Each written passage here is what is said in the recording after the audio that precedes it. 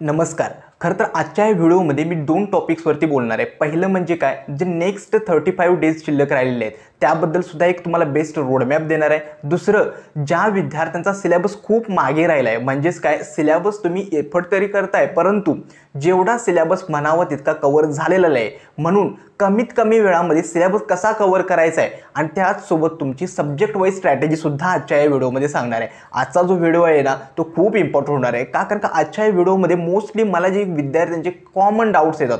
पहिला डाऊट काय येतो की जे विद्यार्थी मेहनत तरी खूप करतायत, काही विद्यार्थी 10-12 तास सुद्धा अभ्यास करतायत परंतु म्हणावं तितका सिलेबस कव्हर होत नाही, एकाच चॅप्टरला स्टिक होऊन राहत आहेत. दुसरा डाऊट काय होतोय, मोस्टली प्रॉब्लेम विद्यार्थ्यांना काय येतोय, फिजिक्सच्या न्यूमरिकल्समध्ये येतोय. म्हणजेच काय, विद्यार्थ्यांनी स्ट्रेट फॉरवर्ड फॉर्म्युलेस तरी पाठांतर केलेले असतात परंतु अडचण केव्हा येते, ज्यावेळी फॉर्म्युला मॅनिप्युलेट करून ज्यावेळी क्वेश्चन्स विचारला जातो त्यावेळी येतो. मग फिजिक्सचे न्यूमरिकल्स तुम्हाला कसे टॅकल करायचे तेही आजच्या व्हिडिओमध्ये एक्सप्लेन करणार आहे. आणि सगळ्यात महत्त्वाचे आणि थर्ड स्टेज म्हणजे काय, पुढचा जो 35 दिवस असणार आहे ते तुम्हाला डिवाइड कसे करायचे आहेत, या 35 दिवसांचा डे वाईज प्लॅन सुद्धा तुम्हाला आजच्या व्हिडिओमध्ये सांगणार आहे. आणि सगळ्यात इम्पॉर्टंट जी गोष्ट राहते ती म्हणजे काय, आता विद्यार्थ्यांचे जे शेड्यूल आहे ते तुमचं खूप हेक्टिक झालेलं आहे. कारण का जर बघितलं ना, काही विद्यार्थी क्रॅश कोर्समध्ये आहेत, काही विद्यार्थी सेल्फ स्टडी करतात, काही विद्यार्थ्यांचं कोचिंग चालू आहे. मग या सगळ्या गोष्टींना मॅनेज करून तुम्हाला पुढचे 35 दिवस जे आहेत त्या CET एक्झामपर्यंत प्रिपेअर करायचं आहे. मग त्यासाठी काही ज्या मिस्टेक्स आहेत किंवा काही ज्या टिप्स आहेत,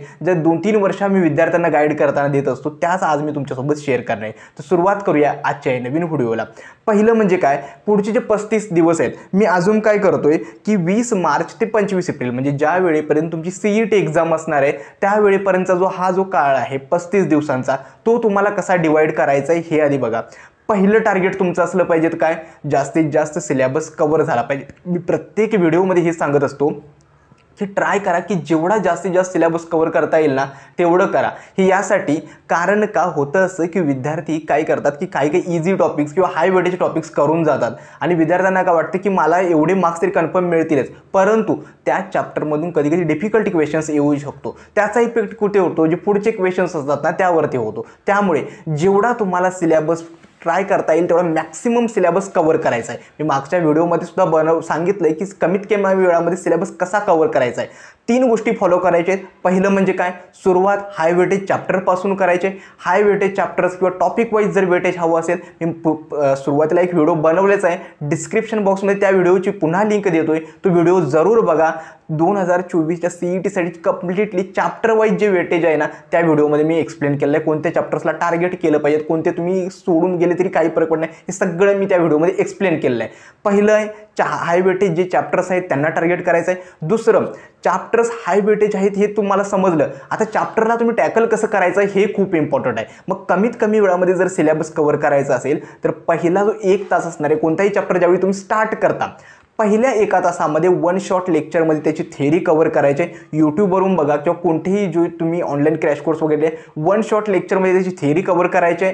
त्यानंतर त्याची एक शॉर्ट नोट्सची एक PDF किंवा 1 पेज स्ट्रॅटेजी म्हणजेच एका पेजमध्ये तो चॅप्टर समराईज करून लिहायचा आहे, त्याचे फॉर्म्युला सगळे मेन्शन करायचे आहे आणि डायरेक्टली शिफ्ट व्हायचं आहे मॅक्सिमम MCQ सॉल्व करण्यासाठी.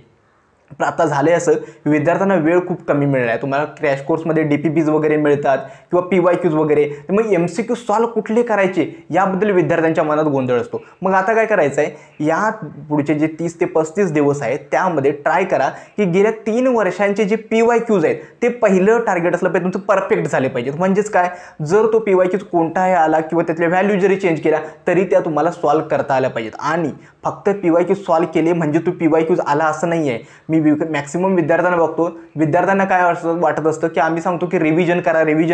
रिव्हिजन म्हणजे फक्त फॉर्म्युलेज आणि त्याची थिअरी रिवाईज करणं नव्हे, तर PYQs सुद्धा रिवाईज करावे लागतात. हे मी स्वतः फॉलो करायचो. मी काय करायचो, जेवढे PYQs सॉल्व केलेत ना त्यावरून एकदा नजर फिरवायचोच की हा क्वेश्चन्स मी कसा अटेम्प्ट केलाय. आणि मोस्टली जे क्वेश्चन्समध्ये ट्रिकी असतात म्हणजे ज्यामध्ये तुमच्या काही मिस्टेक झाल्या ते नोट डाऊन करून ठेवा किंवा त्याची एक शॉर्ट नोटमध्ये ते नोट डाऊन करून टाका की या क्वेश्चन्सला कसा तुम्ही अप्रोच करू शकता. आता येतो सब्जेक्ट वाईज स्ट्रॅटेजी, म्हणजे तुम्हाला सब्जेक्टला कसं टॅकल करायचं. पहिल्या स्टेजमध्ये मी सांगितलं की कमीत कमी वेळामध्ये सिलेबस कसं कव्हर करायचं आहे, PYQकडे जास्त लक्ष द्या. पुन्हा सांगतोय की PYQकडेच लक्ष द्या. कारण का मी 2-3 वर्ष बघतोय ना, क्वेश्चन्स काहीही वेगळे नसतात, फक्त PYQज असतात, त्याचे व्हॅल्यू फक्त चेंज केलेले असतात. क्वेश्चनचा अप्रोच सेम असणार आहे, फक्त व्हॅल्यूज डिफरंट असणार आहेत. त्यामुळे तुम्हाला काय करायचं आहे, PYQ समजून घ्या, ते रिवाइज करा आणि मॅक्सिमम PYQ सॉल्व करा. गेल्या 3 वर्षांची PYQ सॉल्व झालीच पाहिजे. आता सब्जेक्ट वाईज स्ट्रॅटेजी पुढचे जे 30 ते 35 दिवस आहेत त्याबद्दल काय असली पाहिजे. मी एक तुम्हाला गोष्ट सांगावीशी वाटते. पहिला फोकस असला पाहिजे जास्तीत जास्त मॅथमॅटिक्सवरती. मॅथमॅटिक्सलाच पहिली प्रायोरिटी द्या. जेवढा मॅथचा सिलेबस कव्हर करता येईल तेवढा करा. प्रत्येक क्वेश्चन्सला 2 मार्क आहेत, त्यामुळे एकही क्वेश्चन आपल्या हातून जाणार नाही याची काळजी तुम्हाला घ्यायची आहे. पहिला फोकस मॅथ्सवर असणार आहे. मॅथमॅटिक्समध्ये जर तुम्हाला बेस्ट स्कोर करायचा आहे तर काय करावं लागतं. मॅथमॅटिक्ससाठी तुम्ही कितीही व्हिडिओ बघा, कोणताही टॉपर सांगत असेल ना की मी मॅथ्समध्ये इतके स्कोर केले, एवढे तुम्ही स्कोर करू शकता.